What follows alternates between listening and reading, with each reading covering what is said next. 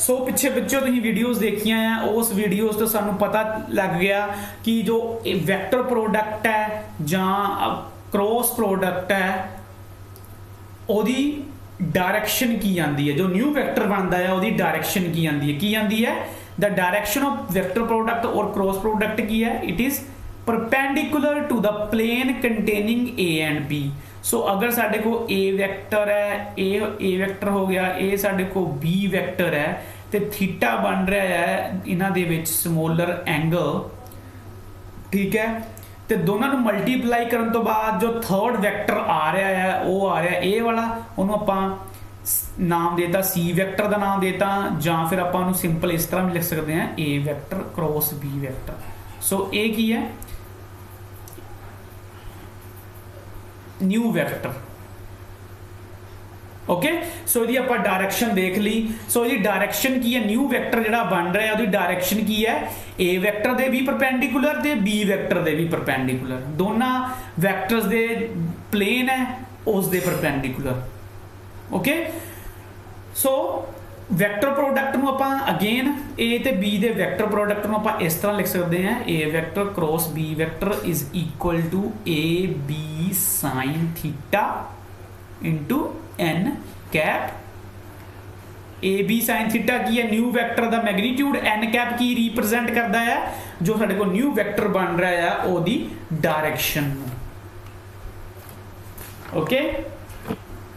सो N cap की इत्थे एक यूनिट वैक्टर है जिहड़ा कि रिप्रजेंट करता वैक्टर प्रोडक्ट और क्रॉस प्रोडक्ट और जिहड़ा न्यू वैक्टर बन रहा है ओदी डायरेक्शन। सो इसदा मतलब भी जो एन कैप है जो साडे को यूनिट वैक्टर है इसदा मेन परपज़ यही हुंदा है, इसदा मेन परपज़ ही यही हुंदा है डायरेक्शन नू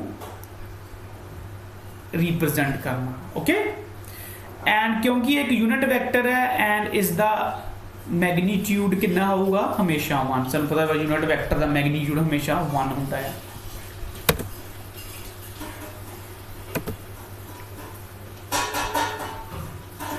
सो बच्चों आपां हुण एक एग्जाम्पल लैके देखते हैं दो वैक्टर के क्रॉस प्रोडक्ट की। सपोज साडे को एक वैक्टर है ए वैक्टर, ओके, एंड इस ए वैक्टर का जिहड़ा मैग्नीट्यूड है, इस ए वैक्टर का जिहड़ा मैग्नीट्यूड है वो है सपोज 2 यूनिट्स, ओके। सो एक ही है ए वैक्टर का मैग्नीट्यूड एंड एक होर वैक्टर है सपोज साडे को इन्हों आपां नाम देता बी वैक्टर एंड इस दा मैग्नीट्यूड सपोज आपां कह दिंदे वो हैगा 4 यूनिट्स एंड थीटा की बन रहा दोनों दे विच एंगल, सपोज जो एंगल बन रहा है वो है 30 डिग्री। सो तुहानूं वो कहंदा है find a vector cross B vector cross product कहता फाइंड करो। सानू पता है आप पिछे कर चुके हैं क्रॉस प्रोडक्ट दो वैक्टर्स का क्रॉस प्रोडक्ट किहदे इक्वल हुंदा है A B sine theta into N cap, okay. So यही फार्मूला लगा के आप पता करना है कि ये दो गिवन वैक्टर्स ने इहदा क्रॉस प्रोडक्ट किहदे इक्वल होगा। सो ए दी वैल्यू देखो कितना है, सो मैग्नीट्यूड नूं आपां सिंपल तुहानूं मैं दस्सिया भी सी पहलां भी आपां कर चुके हैं कि मैग्नीट्यूड नूं आपां कई तरीके नाल लिख सकते हैं, मैग्नीट्यूड नूं आपां इस तरह भी लिख सकते हैं तो मैग्नीट्यूड नूं आपां सिंपल इस तरह भी लिख सकते हैं, ओके। सो ए दी वैल्यू कितनी गिवन है सानूं को 2, बी दी वैल्यू कितनी गिवन है 4 ते थीटा कितना गिवन है सानूं साइन थीटा कितना है, साइन थीटा कितना गिवन है, थीटा कितना गिवन है साडे को 30 डिग्री इंटू एन कैप। आप एन कैप बाद कटते हैं कितना आंदा है, सो मेरे को कितना आ गया 8 इंटू साइन 30 डिग्री कितना आंदा है 1/2 इंटू एन कैप। सो ये मेरे को कितना आ गया 4 एन कैप। हुण एन कैप की है जो न्यू वैक्टर बन रहा है direction, okay so N cap की है मेरे को जो न्यू वैक्टर बन रहा है उसकी डायरेक्शन है। ओके सो ये हो गया साडे कोल क्रॉस प्रोडक्ट या vector product of two vector. Okay बच्चों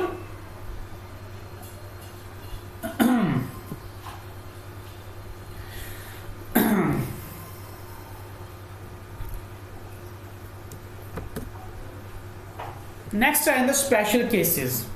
सो स्पैशल केसिस दे आपां देखते हुंदे हैं कि जो दो वैक्टर्स ने जिहड़े आपां कंसीडर कर रहे हैं जिन्हां दा आपां वैक्टर प्रोडक्ट या क्रॉस प्रोडक्ट लै रहे हैं और दो वैक्टर्स दे विच की एंगल है ना। सपोज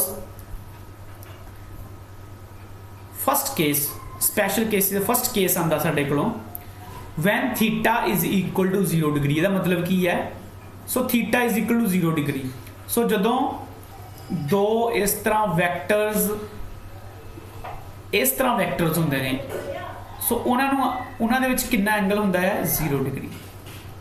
ठीक है एंड अगर दो इस तरह वैक्टर्स होणगे उन्हां विच एंगल कितना होगा 180 डिग्री एंड अगर इस तरह दो वैक्टर्स होणगे उहदे विच उन्हां विच एंगल कितना होगा 90 डिग्री। सो आपां यही कंडीशनस आपां लैके चलनियां है। सो फस्ट कंडीशन की है जदों दो वैक्टर्स दे विच जो एंगल है सपोज ए वैक्टर है तो दूसरा वैक्टर किहड़ा है बी वैक्टर।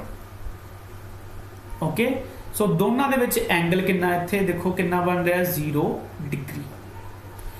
उस केस दे विच इन्हां दो वैक्टर्स दा वैक्टर प्रोडक्ट जां क्रॉस प्रोडक्ट की होगा। सो आपां पता है वैक्टर प्रोडक्ट किहदे इक्वल हुंदा है A vector cross B vector किहदे इक्वल हुंदा है A B sine theta into N cap. ठीक है वैल्यूज पुट कर दो इत्थे देखो थीटा कितना है 0 डिग्री। सो साडे को की आ गया A B sine 0 degree into N cap. अच्छा साइन जीरो की हुंदा है 0। सो 0 जिहदे नाल मर्जी मल्टीप्लाई कर दो आंसर 0 ही आंदा है। सो ये सारी टर्म की बन जूगी 0। सो ਇਹਦਾ मतलब की होया सो की मतलब होया ਇਹਦਾ कि जदों दो वैक्टर्स दे विच एंगल 0 डिग्री हुंदा है जां फिर आपां कह सकते हैं when two vectors are parallel their cross product is always equal to 0। Okay so इतने नीचे देखो स्टेटमेंट लिखी हुई है hence when two vectors are parallel जदों दो वैक्टर पैरेलल होणगे जां दोनों च एंगल 0 डिग्री दा होऊगा आप इस तरह कह दिंदे आ their cross product is always 0। Okay so दो पैरेलल वैक्टर्स दा क्रॉस प्रोडक्ट हमेशा किहदे इक्वल आंदा है 0 दे। बच्चों इस कंडीशन दे उत्ते हमेशा एग्जाम दे विच न्यूमेरिकल आंदा हुंदा है। न्यूमेरिकल इस तरह आंदा है न्यूमेरिकल तुहानूं ए वैक्टर ते बी वैक्टर दी वैल्यू गिवन हुंदी है ए वैक्टर ते बी वैक्टर गिवन हुंदे है ते तुहानूं प्रूव करन लई क्या हुंदा है कि prove that these vectors are parallel. So parallel कदों प्रूव होणगे जदों दोनों वैक्टर्स दा क्रॉस प्रोडक्ट 0 आ जाए। सो ਇਹਦੇ बेसिस ਦੇ ਆਪਾਂ न्यूमेरिकल भी लास्ट विच करांगे। Numerical is very important exam च हमेशा न्यूमेरिकल आंदा हुंदा है 99% केसेस दे विच एग्जाम च न्यूमेरिकल आंदा है। ओके वैक्टर प्रोडक्ट जां cross product and scalar product दे बेसिस दे उत्ते। सो नैक्सट केस आपां करने हैं when theta is equal to 90 degree. So ਇਹਦਾ ਕੀ मतलब है कि साडे को दो वैक्टर्स ने A vector and B vector दोनों दे विच एंगल की बन रहा 90 डिग्री। then इन्हां वैक्टर्स दा क्रॉस प्रोडक्ट की आऊगा।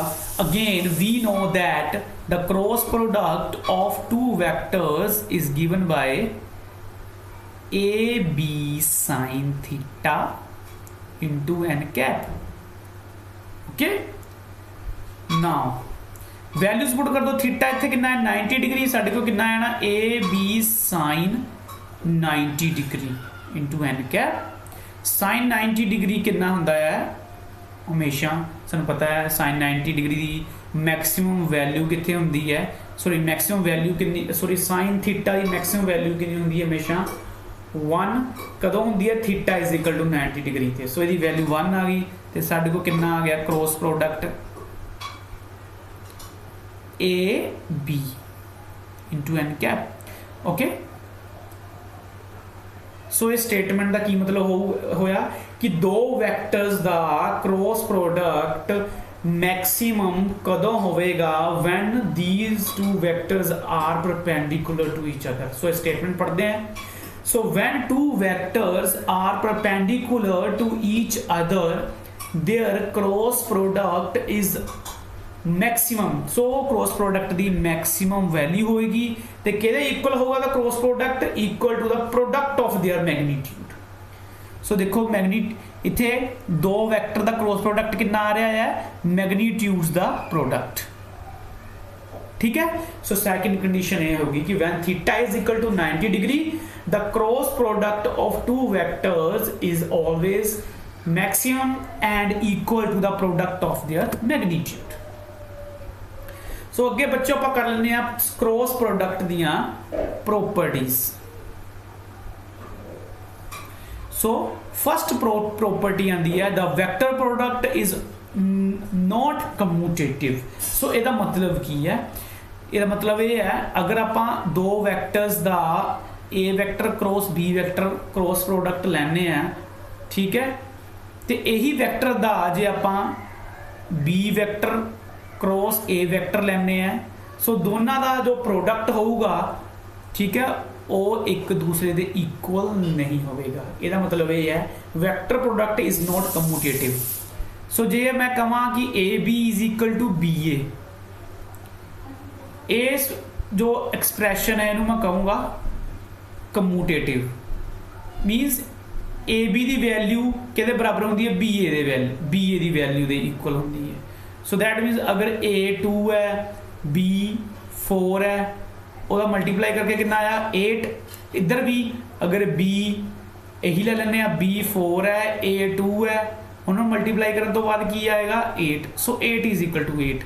सो दो ये मैं इन्होंने मैं कहूँगा the product is no a मैं कहूँगा these product is commutative. Okay but vector product is not commutative. A vector cross B vector is not equal to B vector cross A vector. दोनों के सिर्फ एक ही डिफरेंस होंदा है direction का।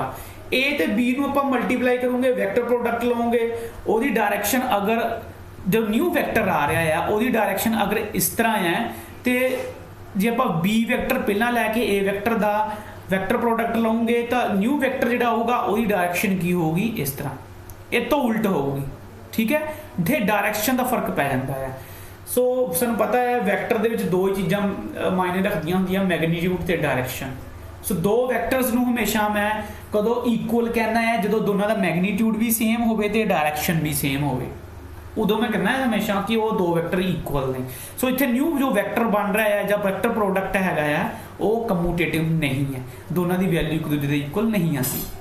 Next साडे को आंदा क्रॉस प्रोडक्ट। नैक्सट प्रॉपर्टी जो साडे को आ जाती क्रॉस प्रोडक्ट की वो आती है कि cross product of A vector with itself is 0। सो इसका मतलब ये है कि अगर कोई वैक्टर है सपोज ए वैक्टर तो ए वैक्टर का मैं ये नाल ही जे क्रॉस प्रोडक्ट लाऊंगा सो देखो ए वैक्टर का डुप्लीकेट वैक्टर की होगा ए वैक्टर, ठीक है, दोनों सेम वैक्टर ने। इतने थोड़ी लाइन में तो सीधी बची नहीं, सीधी में तो करनी हुई। सो ए वैक्टर का अपने दे नाल ही जो क्रॉस प्रोडक्ट आवेगा वो की होएगा हमेशा 0। सो एक वैक्टर का अपने आप ना ही जो क्रॉस प्रोडक्ट वो हमेशा 0 होंदा है। सिमिलरली आप जरूरी नहीं ए नाम देना है, अगर आप सपोज इस तरह भी लिख सकते हैं ए क्रॉस ए वो भी हमेशा 0 आता है।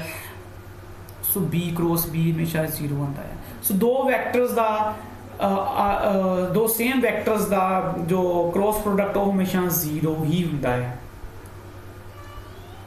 ठीक है क्यों हुंदा है देखो आप देख लेंगे क्यों हुंदा है साढ़े को इत्थे दो वैक्टर्स ने ए वैक्टर दोनों च एंगल कितना बन रहा इत्थे देखो 90 डिग्री सॉरी 0 डिग्री ठीक है सो क्रॉस प्रोडक्ट की डेफिनेशन के अकॉर्डिंगली अगर आप क्रॉस प्रोडक्ट लाओगे ए वैक्टर का अपने नाल ही सो ये किहदे बराबर आंदा है पहले दे मैगनीट्यूड दे जिहड़ा ए है दूसरे दे मैगनीट्यूड दे वो भी ए है ते दोनों दे विच जो एंगल बन रहा है वो दे सो दोनों च एंगल बन रहा sin 0 ते sin 0 की हुंदा हमेशा 0 सो 0 नूं इहदे नाल मल्टीप्लाई कीता आंसर 0 आऊगा सो सारी राइट हैंड साइड टर्म 0 बन जूगी सो साडे कोलों जो क्रॉस प्रोडक्ट कितना आएगा 0 सो किसी भी वैक्टर का अपने नाल क्रॉस प्रोडक्ट अगर वो लिया जाए वो हमेशा 0 होता है सो नैक्सट साडे को आ जाता properties of unit vectors very important ये बेसिस ते ही न्यूमेरिकल आंदा है तो तुहानूं सोल्व भी करना आना चाहिए है ये बेसिस के उत्ते न्यूमेरिकल सो सानू पता है तीन तरह के यूनिट वैक्टर्स होंगे ने सब तो पहले आप एक्सिस ड्रॉ कर लें रैक्टेंगुलर एक्सिस सानू पता है तीन एक्सिस होंगे ने रैक्टेंगुलर दे विच रैक्टेंगुलर कोआर्डिनेट सिस्टम दे विच तीन एक्सिस होंगे ने किहड़े-किहड़े आप देख लेने हैं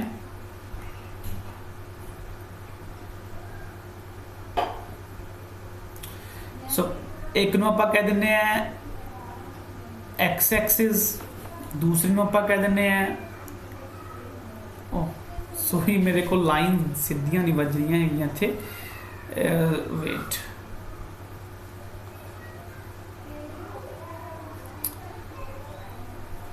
सो एक नूं आपां कह दिंदे हैं एक्स एक्सिस एक नूं आपां कह दिंदे हैं वाई एक्सिस एंड थर्ड नूं आपां कह दिंदे हैं जेड एक्सिस सो तीनों एक्सिस जिहड़े हुंदे आ हमेशा एक दूजे दे परपेंडिकुलर हुंदे आ यानी कि एक्स ते वाई च भी 90 डिग्री का एंगल वाई ते जेड दे विच भी 90 इत्थे 90 डिग्री का एंगल है बट सानूं दिख नहीं सकते आपां क्योंकि आपां इस प्लेन दे विच ड्रॉ नहीं कर सकते जेड एक्सिस जिहड़ा हैगा इस पॉइंट तो बाहर वाल निकलिया होया है जो तुहाडी स्क्रीन है ओहदे परपेंडिकुलर है ओके सो दोनों तिन्नां दे विच जो एंगल बन रहा वो हमेशा 90 डिग्री का ही हुंदा है किस एक्स ते वाई दे विच वाई ते जेड दे विच ते जेड दे विच जेड ते एक्स दे विच एंगल 90 नाउ एक्स एक्सिस दे अलोंग यूनिट वैक्टर हुंदा है वो सानू पता वो हुंदा आई कैप वाई एक्सिस दे अलोंग जो यूनिट वैक्टर हुंदा है वो की हुंदा है J cap and Z axis दे अलोंग जो यूनिट वैक्टर हुंदा है वो की हुंदा के कैप ठीक है ते सो एक्स एक्सिस दे अलोंग यूनिट वैक्टर किहड़ा हो गया एक्स एक्सिस दे अलोंग यूनिट वैक्टर आई कैप वाई एक्सिस दे अलोंग यूनिट वैक्टर हो गया जे कैप आप पहला कर चुके हैं तो जेड एक्सिस दे अलोंग जो यूनिट वैक्टर हुंदा है वो है के कैप ठीक है सो क्योंकि एक्स वाई ते जेड एक्सिस एक म्यूचुअली परपेंडिकुलर हुंदे है सो आई ते जे दे विच भी एंगल 90 डिग्री का ही होगा हमेशा जे ते के दे विच भी हमेशा 90 डिग्री का एंगल होगा तो के ते आई दे विच भी हमेशा 90 डिग्री का एंगल होगा सो क्रॉस प्रोडक्ट लै लें आप यूनिट वैक्टर्स का आप पिछे किया है कि जो वैक्टर प्रोडक्ट हुंदा है जां क्रॉस प्रोडक्ट दो वैक्टर्स का वो किहदे बराबर हुंदा है दोनों वैक्टर्स का magnitude into sine of theta दोनों vector the magnitude into sine of theta okay into N cap ठीक है ये आप पीछे किया है हुण आप यही ऑपरेशन लगाना है आई जे के ते सपोज साडे को क्रॉस प्रोडक्ट आप लेना यूनिट वैक्टर का साडे को आप लै रहे हैं I unit cap unit vector का जे कैप यूनिट वैक्टर के नाल क्रॉस प्रोडक्ट सो किहदे बराबर होगा देखो ऊपर की है ए वैक्टर का मैग्नीट्यूड बी की है बी वैक्टर का मैग्नीट्यूड सो इत्थे की आऊगा आई कैप यूनिट वैक्टर का मैग्नीट्यूड इनटू जे कैप यूनिट वैक्टर का magnitude into sine of angle हुण देखो आई ते जे दे विच एंगल कितना इत्थे बन रहा 90 डिग्री का into sine of 90 degree into N cap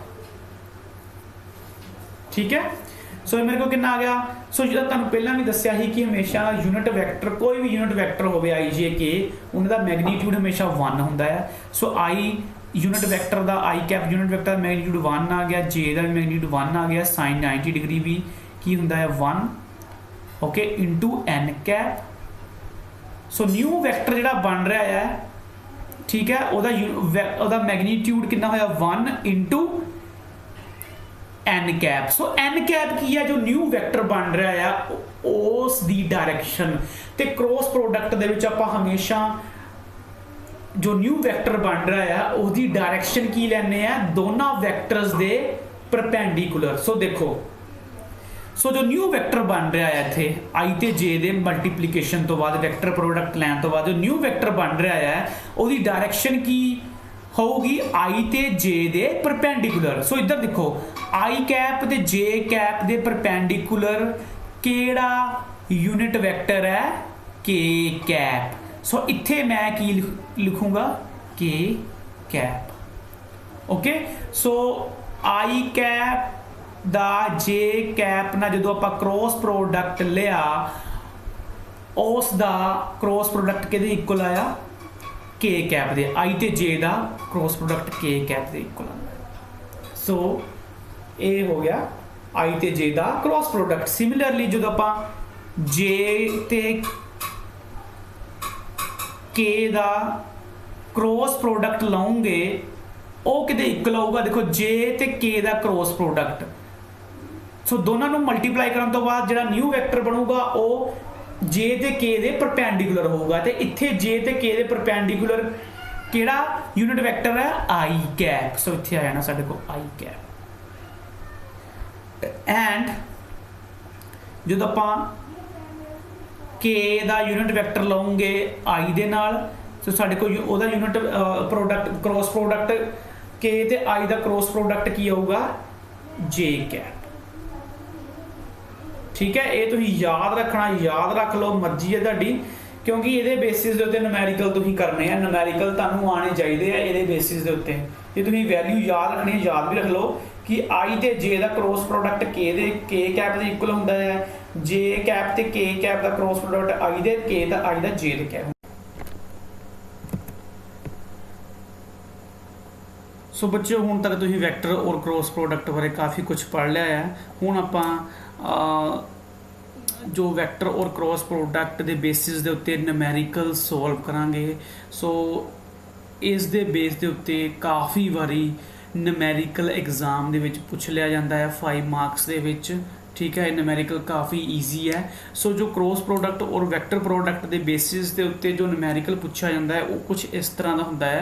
सो तुहानूं 2 वैक्टर्स गिवन होंदे है, ए वैक्टर गिवन है 2i cap minus 3j cap minus K cap and B vector given है -6i + 9j cap + 3k cap. सो तुहानूं 2 वैक्टर्स ये given है and तुहानूं कह रहा है कि show that these vectors are parallel.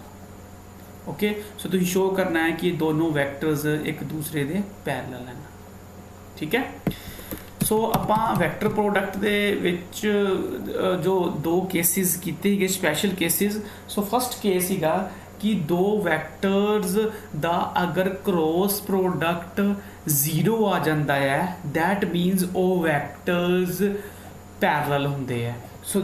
सो जदों भी एग्जाम दे विच एक क्वेश्चन पूछा जाए कि show that the given vectors are parallel, तुहानूं पूछा जाए कि प्रूफ करो कि ये गिवन वैक्टर पैरेलल है, तुसीं हमेशा उन्हां वैक्टर्स दा क्रॉस प्रोडक्ट लेना है एंड अगर वो क्रॉस प्रोडक्ट 0 के इक्वल आ जाता है दैट मीनस वो वैक्टर पैरेलल है, अगर नहीं आता दैट मीनस वो वैक्टर्स पैरेलल नहीं हैं। ठीक है, सो आपां शुरुआत करते हैं।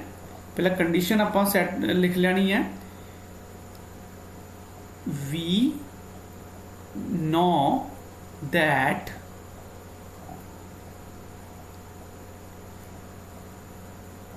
the given vectors are parallel when their cross product will be 0। ठीक है, सो जदों दैट इज जदों ए वैक्टर क्रॉस बी वैक्टर दा दोनों का क्रॉस प्रोडक्ट 0 हो जाता है दैट मीनस सो ये आंसर अगर आ जाता है, ठीक है, दैट मीनस ये गिवन वैक्टर्स जोड़े है एक दूसरे के पैरेलल है, ठीक है। सो यही आप प्रूफ करना है। सो ए वैक्टर की वैल्यू बी वैक्टर की वैल्यू सानू गिवन है, ठीक है बच्चों। अच्छा, सो ਆਪਾਂ ਇਹ ਪ੍ਰੂਫ ਹੈਗਾ ਆ ਦੋ ਤਰੀਕਿਆਂ ਨਾਲ ਕਰ ਸਕਦੇ ਹਾਂ ਕਿ ਇਹ ਵੈਕਟਰਸ ਦਾ ਕ੍ਰੋਸ ਪ੍ਰੋਡਕਟ ਕਿ ਇਹ 0 ਦੇ ਇਕੁਅਲ ਆ ਰਿਹਾ, ਆਪਾਂ ਦੋ ਤਰੀਕਿਆਂ ਨਾਲ ਪ੍ਰੂਫ ਕਰ ਸਕਦੇ ਹਾਂ। ਸੋ ਆਪਾਂ ਜੋ ਈਜ਼ੀ ਤਰੀਕਾ ਹੈਗਾ ਆ ਆਪਾਂ ਉਹੀ ਇਹਦੇ ਵਿੱਚ ਸਿੱਖਾਂਗੇ। ਸੋ ਆਪਾਂ ਡਿਟਰਮੀਨੈਂਟ ਦਾ ਯੂਜ਼ ਕਰਕੇ ਪ੍ਰੂਫ ਕਰਾਂਗੇ ਕਿ ਗਿਵਨ ਵੈਕਟਰਸ ਜਿਹੜੇ ਹੈਗੇ ਆ ਉਹ ਪੈਰਲਲ ਹਨ, ਠੀਕ ਹੈ। ਸੋ ਡਿਟਰਮੀਨੈਂਟ ਬਾਰੇ ਤੁਸੀਂ ਸੈਕਿੰਡ ਸਮੈਸਟਰ ਦੇ ਵਿੱਚ ਤੁਸੀਂ ਪੜ੍ਹੋਗੇ। ਸੋ ਆਪਾਂ ਥੋੜ੍ਹੀ ਜੀ ਕਾਫੀ ਈਜ਼ੀ ਹੈ ਡਿਟਰਮੀਨੈਂਟ ਨੂੰ ਸੋਲਵ ਕਰਨਾ। ਸੋ ਮੈਂ ਦੱਸ ਦਿੰਦਾ ਕਿ ਕਿਸ ਤਰ੍ਹਾਂ ਸੋਲਵ ਕਰਨਾ ਹੈ ਡਿਟਰਮੀਨੈਂਟ ਨੂੰ। ਸੋ ਆਪਾਂ ਕੀ ਕਰੂੰਗੇ, ਪਹਿਲਾਂ ਆਪਾਂ ਲੈਣਾ ਏ ਵੈਕਟਰ ਤੇ ਬੀ ਵੈਕਟਰ ਦਾ ਕ੍ਰੋਸ ਪ੍ਰੋਡਕਟ, ਠੀਕ ਹੈ, ਉਹ ਲੈਣਾ ਹੈਗਾ ਹੈ। ਸੋ ਡਿਟਰਮੀਨੈਂਟ ਦੇ ਵਿੱਚ ਆਪਾਂ ਕਿਸ ਤਰ੍ਹਾਂ ਲਿਖੂੰਗੇ, ਡਿਟਰਮੀਨੈਂਟ 'ਚ ਤੁਸੀਂ ਕੀ ਕਰਨਾ, ਦੋ ਇਸ ਤਰ੍ਹਾਂ ਖੜਵੀਆਂ ਲਾਈਨਸ ਹੈਗੀਆਂ ਉਹ ਡਰॉ ਕਰ ਲੈਣੀਆਂ ਹੈ ਇਸ ਤਰ੍ਹਾਂ, ठीक है। ऊपर तुसी लिख लेना हैगा आई कैप जे कैप एंड के कैप, ठीक है। हुण A vector and B vector दियां वैल्यूज़ आपां इहदे विच लिखणियां है, वो किस तरह आपां लिखूंगे देखो।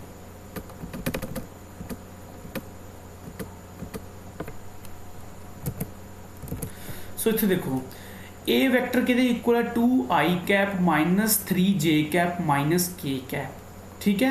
सो तुसीं की करना है हुण ए वैक्टर दे विच i कैप दे नाल जेड़ा कोफिशिएंट लगा है, जिद्दां i कैप नाल इत्थे 2 लगा है, सो तुसीं i कैप दे नाल 2 लगा ना। सो आपां पहला की लिखूंगे a दियां टर्म्स लिखणियां है, इत्थे लिख देना 2, ठीक है। अगे ए दे विच जे दे नाल कितना लगा कोफिशिएंट -3, सो इत्थे आपां लिखूंगे -3। अगे के कैप दे अगे कितना लगा होया है, कुछ भी नहीं है, दैट मीनस इत्थे 1 होगा, इत्थे आपां लिखूंगे सॉरी -1, इत्थे लिखूंगे आपां -1, ठीक है। हुण बी ते आ जाओ, बी के दे इक्वल है -6i। सो आई कैप दे अगे केड़ा कोफिशिएंट लगा -6, सो आई कैप दे नीचे लिखूंगे आप -6, ठीक है।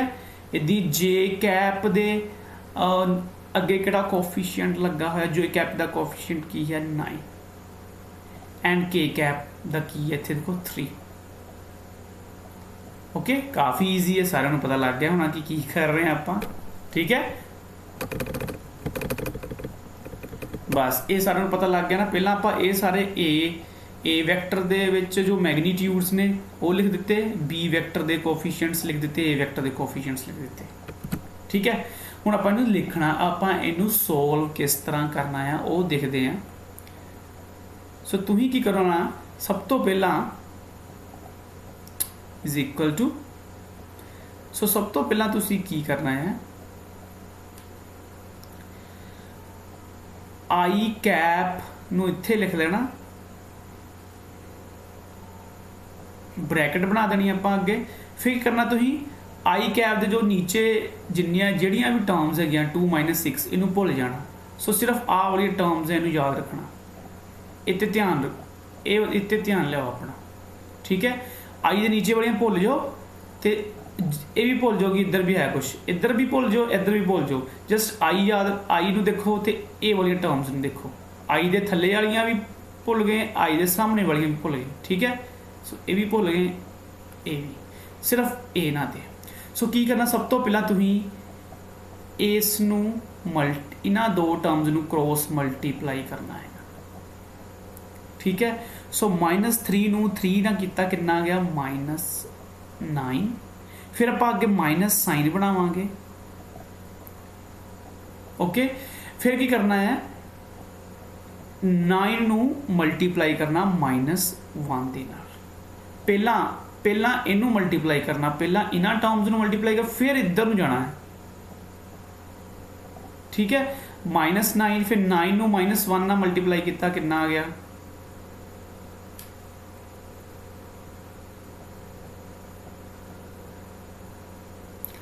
कितना आ गया बच्चों, सोचो कितना होगा। सो 9 माइनस 1 माइनस 9, सो माइनस इतने पहला भी लगा होया है, सो आप इतने +9 बन जूगा। ठीक है, लग गया पता। सो दोबारा लिखते हैं आप सब कुछ रफ करने तो बाद। ठीक है, सो की किया, आई के नीचे वाली टर्म्स ही भुल गए, आई के उपर वाली टर्म्स ही भुल गए, सिर्फ इनू याद रखिया आप। सो आप लिखिया इतने आई कैप, पहला इनू मल्टीप्लाई किया -9, ਜਾਂ 9 ਨੂੰ ਅੱਗੇ ਮਾਈਨਸ ਸਾਈਨ ਬਣਾ ਕੇ 9 ਨੂੰ 1 ਦੇ ਨਾਲ ਮਲਟੀਪਲਾਈ ਕੀਤਾ, ਕਿੰਨਾ ਆਇਆ -9, ਸੋ ਮਾਈਨਸ ਮਾਈਨਸ ਹੋ ਗਿਆ ਪਲੱਸ, ਇਹ ਸਾਡੇ ਕੋਲ 9 ਆ ਗਿਆ। ਅੱਗੇ ਤੁਸੀਂ ਲਿਖਣਾ -j, ਇੱਥੇ ਹਮੇਸ਼ਾ ਮਾਈਨਸ ਹੀ ਲਿਖਣਾ ਹੈ। ਠੀਕ ਹੈ, ਬ੍ਰੈਕਟ ਅਗੇਨ। ਹੁਣ j ਦੇ ਨੀਚੇ ਵਾਲੀਆਂ ਦੋਨੋਂ ਟਰਮ ਜਿਹੜੀਆਂ ਹੈਗੀਆਂ ਇਹਨੂੰ ਭੁੱਲ ਜਾਓ। ਠੀਕ ਹੈ, ਇਹਨੂੰ ਭੁੱਲ ਜਾਓ ਤੇ ਆਹ ਵਾਲੀਆਂ ਬਾਕੀ ਜਿਹੜੀਆਂ ਬਚੀਆਂ 2 -6 -1 3 ਇਹਨਾਂ ਦੇ ਉੱਤੇ ਕਨਸੈਂਟਰੇਟ ਕਰੋ। ਸੋ ਤੁਸੀਂ ਪਹਿਲਾਂ ਕੀ ਕਰਨਾ, ਫਿਰ 2 ਨੂੰ ਪਹਿਲਾਂ 3 ਦੇ ਨਾਲ ਮਲਟੀਪਲਾਈ ਕਰਨਾ ਹੈ, ਫਿਰ -6 ਨੂੰ ਮਾਈਨਸ ਹਮੇਸ਼ਾ ਇੱਧਰ ਨੂੰ ਪਹਿਲਾਂ ਮਲਟੀਪਲਾਈ ਕਰਨਾ, ਪਹਿਲਾਂ ਇੱਧਰ ਨੂੰ ਫਿਰ ਇਸ ਤਰ੍ਹਾਂ 2 3 6 ਐਂਡ -6 -1 +6। ਸੋ ਇਹ ਕਿੰਨਾ ਆ ਜਾਣਾ, ਪਹਿਲਾਂ 2 ਨੂੰ 3 ਨਾਲ ਮਲਟੀਪਲਾਈ ਕੀਤਾ, ਆ ਗਿਆ 6। अगेन माइनस साइन पहला तो ही बना लेना, फिर -6 ਨੂੰ ਮਲਟੀਪਲਾਈ ਕਰਨਾ -1 ਨਾਲ, -6 -1 +6 ਹੋ ਗਿਆ। ਸੋ ਇੱਥੇ ਸਾਡੇ ਕੋਲ ਹੋ ਗਿਆ 6। ਓਕੇ, ਮਾਈਨਸ ਨਹੀਂ ਲਿਖਣਾ ਅੱਗੇ, plus sorry plus k cap. Next ਕੀ ਕਰੋਗੇ ਆਪਾਂ, ਇਹ ਵਾਲੀਆਂ ਟਰਮਸ ਨੂੰ ਭੁੱਲ ਜਾਣਾ, ਤੁਸੀਂ ਇੱਧਰ ਵੀ ਭੁੱਲ ਜਾਣਾ ਕਿ ਇੱਧਰ ਵੀ ਕੁਛ ਹੈਗਾ, ਸਿਰਫ ਆਹ ਵਾਲੀਆਂ ਟਰਮਸ ਨੂੰ ਧਿਆਨ ਦੇਣਾ ਹੈ। ਅਗੇਨ ਆਪਾਂ 2 ਨੂੰ 9 ਦੇ ਨਾਲ ਮਲਟੀਪਲਾਈ ਕਰੋਗੇ ਪਹਿਲਾਂ 18, ਫਿਰ 6 ਨੂੰ 3 -6 ਨੂੰ -3 ਨਾਲ ਮਲਟੀਪਲਾਈ ਕਰੋਗੇ, ਇਹ ਵੀ 18 ਆਊਗਾ। ਠੀਕ ਹੈ, ਸੋ ਕੀ ਆਇਆ, ਸੋ ਇਹਨੂੰ ਭੁੱਲ ਜਾਓ, ਇਹਨੂੰ ਭੁੱਲ ਜਾਓ। ਠੀਕ ਹੈ, 2 9 18 ਐਂਡ -6 -3 ਕਿੰਨਾ ਹੋ ਗਿਆ, -6 ਛੇਤੀ 18 ਤੇ ਮਾਈਨਸ ਮਾਈਨਸ ਪਲੱਸ। ਸੋ ਮਾਈਨਸ ਸਾਈਨ ਪਹਿਲਾਂ ਮਾਈਨਸ ਸਾਈਨ ਆਲਰੇਡੀ ਬਣਾ ਲੈਣਾ ਹੈਗਾ, ਹਰ ਇੱਕ ਦੇ ਅੱਗੇ ਮਾਈਨਸ ਸਾਈਨ, ਇਹਦੇ ਅੱਗੇ ਹਮੇਸ਼ਾ ਮਾਈਨਸ ਸਾਈਨ ਹੀ ਆਊਗਾ। ਸੋ -6 -3 +18, ਸੋ ਇੱਥੇ ਸਾਡੇ ਕੋਲ ਹੋ ਗਿਆ 18। ਓਕੇ, ਸੋ ਇਹ ਸਾਡੇ ਕੋਲ ਕਿੰਨਾ ਆ ਗਿਆ, -9 + 9 0 ਹੋ ਗਿਆ, ਸੋ ਇਹ ਟਰਮ 0, -6 -6 ਇਹ ਵੀ ਟਰਮ 0, 18 -18 ਇਹ ਵੀ 0 ਹੋ ਗਈ। ਸੋ ਕਿੰਨਾ ਆ ਗਿਆ ਸਾਡੇ ਕੋਲ ਓਵਰਆਲ 0। ਸੋ ਕੀ ਹੋਇਆ, ਸੋ ਕੀ ਆਪਾਂ ਇੱਥੇ ਇਹ ਲੈਫਟ ਹੈਂਡ ਸਾਈਡ ਕੀ ਇਹਦੀ, ਲੈਫਟ ਹੈਂਡ ਸਾਈਡ ਕੀ ਹੈ ਸਾਡੇ ਕੋਲੋਂ, ਇਹ ਦੇਖੋ ਉੱਪਰ a vector cross b vector. So ਸਾਡੇ ਕੋਲੋਂ a vector cross b vector ਕਿਹਦੇ ਇਕੁਅਲ ਆ ਗਿਆ, 0 ਦੇ। ਓਕੇ, ਸੋ 0 ਦੇ ਇਕੁਅਲ ਆ ਗਿਆ, ਇਹਦਾ ਮਤਲਬ ਕੀ ਹੈ, ਤਾਂ given vectors are parallel। Okay, so ये प्रूफ हो जाता है कि जो दोनों वैक्टर्स ने a vector and b vector दोनों एक दूसरे दे पैरेलल ने। ठीक है, सो ये तो हो गया क्रॉस प्रोडक्ट के उत्ते न्यूमेरिकल। सो न्यूमेरिकल हमेशा क्रॉस प्रोडक्ट से जो आऊगा उन्होंने इस तरह ही सोल्व करना है, इसी तरह ही न्यूमेरिकल आप सॉल्व करोगे, डिटर्मिनेंट का यूज़ करके करते हुए आप सॉल्व करांगे। सो इस लैक्चर तो बाद मैं एक दो तुहानू न्यूमेरिकल सॉल्व करन नू दवांगा। सो सारिਆਂ ने वो न्यूमेरिकल सॉल्व करने ने, तो ओदियां जो पिक्स हैगियां पिक्चर्स हैगियां वो मैनू मेरे नंबर के उत्ते सेंड जरूर करनियां ने। ओके।